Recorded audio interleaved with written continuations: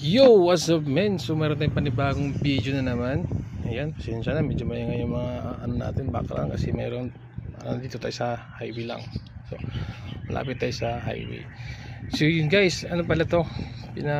Pinagawa sa atin kasi nga na yung nangyari dito. Nakailang ulit-ulit na ng technician. Ayan, kita nyo, naka USB to lang pala to.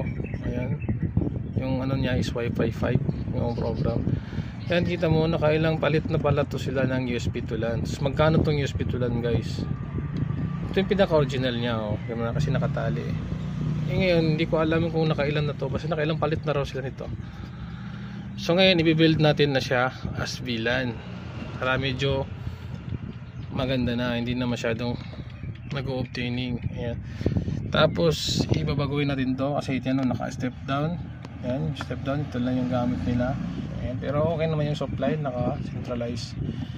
Kaya walang saksakan sa loob. So bali, pag ano yung so yun na, muna i-update natin maya. So peace out.